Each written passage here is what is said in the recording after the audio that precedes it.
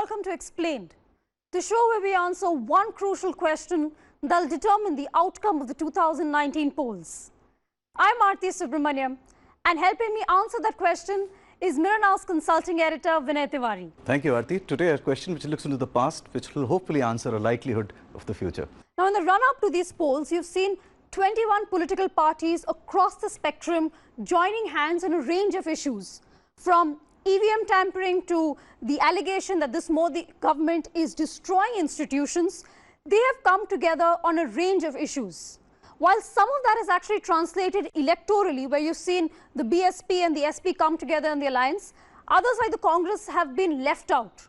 Now, this entire thing has always given speculation to the possibility of a third front government, or at least a non-BJP government. But how feasible is such a front? And to answer that question, we're going to look, as Vinay was saying, to the past. How successful have non-Congress, non-BJP governments been in the past? That's what we're going to answer on Explained. Now, Vinay, the first such experiment was in 1977. Now, this was just after the emergency. It was politically a very significant time for the history of India itself. It was, and I think the story of 1977 actually started in 1971. Indira Gandhi had just come back with a landslide verdict on the back of Garibi Hatao slogan. Within 6 months of her coming to power, we had a war with Pakistan, which India won decisively. So she was at her strongest best. But something else happened in 1971, which was an insignificant man, a bandana-wearing, laddu-eating politician called Raj Narayan, who very few people had heard of and most people didn't take seriously. He filed a case in the High Court alleging that Indira Gandhi won the election by conducting electoral fraud. 4 years later, the High Court actually agreed with that and disqualified Indira Gandhi. That triggered a series of events which ultimately led to the emergency being imposed in India in 1975.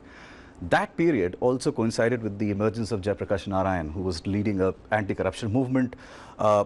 JP movement in many ways became the trigger for the formation of the Janata Party, which came together. And when Indira Gandhi, under pressure, announced a snap poll in 77, that's where the Rainbow Alliance came together, prompted largely by JP. Right, now 1977, as Vinay was mentioning, was this first rainbow coalition of anti-Indira parties. Essentially, that was the one thing that was binding them together. Now, the parties on your screen, the Swatantra Party, the Socialist Party, the Praja Socialist Party, in fact, even the BJP in its previous avatar were all part of this Rainbow Alliance. The 1977 election saw the shock defeat of Indira Gandhi, and the Janata Alliance, the Janata Party, came to power. And that was the first non-Congress government in India. That's right. And that's where the anti-Congressism movement in India started, because till then Congress was dominating the map. And except for some leaders who were making a noise, JP was one of them in many ways, who was making a noise against Indira Gandhi's policies. There were very few people. She really had no opposition. But for a split that happened in 69 between Congress R and Congress O, Indira Gandhi had a full reign and in many ways was the strong woman in India who nobody could challenge. Right, so the 1977 election was that one watershed moment in the third front, on the emergence of the third front government. Now, you would have thought that this experiment would be successful, but it didn't last very long. The honeymoon soon ended, and it was an experiment that collapsed within 2 years. This collapse was something that was largely a result of the differences between the constituents itself. I guess if you do have politically divergent, ideologically divergent parties that come together, you can expect some cracks. Oh, absolutely. So Morarji Bhai was, in that sense, the first Prime Minister of this alliance.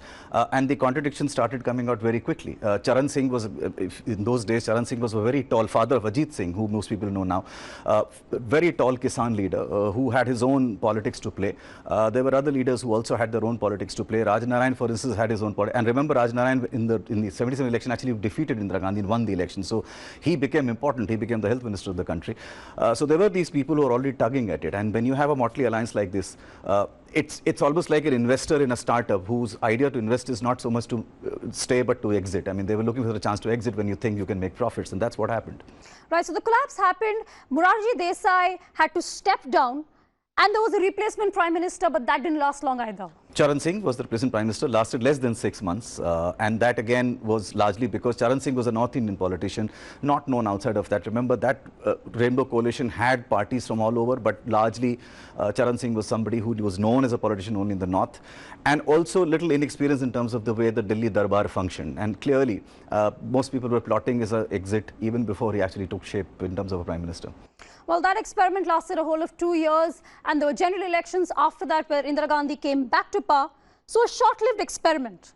Now a decade later was the second big experiment, the second try at putting together this disparate group of political parties together, and that was led by the man on your screen, VP Singh. He was the challenger to Rajiv Gandhi. Remember, Rajiv Gandhi at that time was battling allegations in the Bofors scandal, and VP Singh really emerged at that time, and he put together a bunch of political parties that include the DMK, the Janata Dal, the TDP, the AJP, and they formed this new front. Yes, and VP Singh was a very interesting politician. He was drafted in the Rajiv Gandhi cabinet as a finance minister, and ironically, a lot of people may not remember, but he actually raided Mr. Dhirubhai Ambani, the late Dhirubhai Ambani, and Amitabh Bachchan as well. That was the time when the enforcement directorate had been given a free run.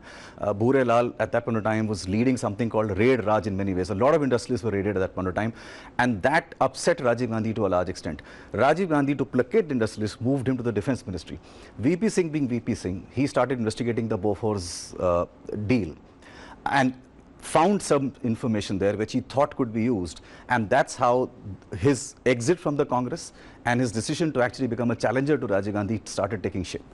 Right, well, history repeated itself, unfortunately, for the third front, though, when VP Singh and his government fell after LK Advani's arrest. This is a very interesting twist to the entire tale. Now, remember, the BJP was also part of this alliance, and they were offering outside support as well. That's right. So, three things happened when VP Singh took over as the Prime Minister.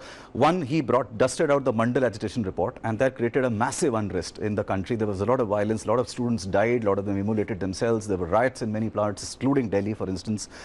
And then, because BJP was then giving outside support to the coalition, BJP was playing its own politics. They saw an opportunity. So, the Mandalization of Indian politics was being countered by the saffronization of the politics, where Advani decided to take out a Rath Yatra. Remember, RJD or Lalu at that point of time was part of this group. VP Singh instructed him to arrest him at Samastipur, and that's what led to BJP withdrawing the support and the government falling. And in his place stepped up Chandrasekhar. Now that was again, you know, it was a short-lived government. Within 24 weeks, that government fell as well. At this point, the Congress stepped in and offered support to Chandrasekhar and his government, but pulled out as well. Yes, and that's very typical of third fronts. There are wheels within wheels. Chandrasekhar himself was actually sulking when VP Singh became the Prime Minister, because the deal originally was to have Devi Lal as the Prime Minister and not VP Singh at all. When the nomination was actually being done, VP Singh sprung a surprise by proposing Devi Lal, who in turn proposed VP Singh. So Chandrasekhar was already a little in a sulk mode, and that's where he got this chance when VP Singh resigned as a Prime Minister. He got his chance to make the government. Clearly, Congress played a double game as well, because Congress decided to back Chandrasekhar then, and then ultimately pulled the plug on a very, very flimsy ground, something as flimsy as a spying charge, because 2 Haryana constables were lurking outside the Rajiv Gandhi's house. Well, the second experiment failed, and history kept repeating itself. If you look at 1996, now that was the election which saw a very fractured mandate. More importantly, the whole period from 96 to 98 saw 3 different prime ministers at the helm because of this fractured mandate in itself. Now, if you look at the screen, the 1996 mandate, the NDA, which was led largely by the BJP, had 187 seats. The UPA with the Congress had 143, and the others were 130. So essentially, there was no clear majority, and that led to a lot of political instability, including the fall of the 13-day Vajpayee government. That's right. So, in fact, because India was the largest alliance, the president invited the NDA. Vajpayee did take oath, but when the confidence motion was moved 13 days later, the government fell.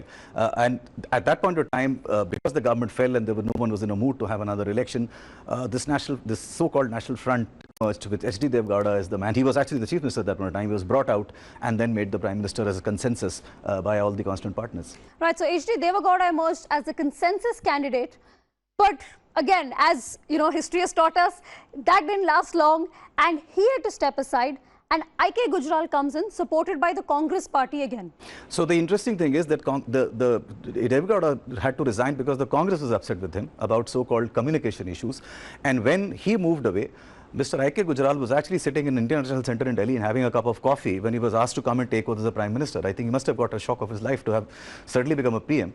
And again, the Congress decided to support him because the ostensible reason given was that nobody wants another election. And hence, they ended up supporting another man from the same coalition, despite having withdrawn from Devegowda's government as well. And that government fell soon after there was a conflict between them over the Jain Commission report, which was investigating Rajiv Gandhi's assassination. That's right, and that report actually had DMK as one of the people whose roles were criticized. The Congress was putting pressure on IQ Gujral to remove DMK as an alliance partner, which Gujral refused. And that's what led to the Congress finally withdrawing support. Well, so there have been 3 experiments so far with the third front. And then the question really emerges, given their history and given their, short shelf life, how feasible has this experiment been and how practical is it in today's times? Well, the past 3 attempts at cobbling together a third front have been rather unsuccessful. Will 2019 tell a different tale? Will there be a third front yet again? And will it last longer than the previous experiments?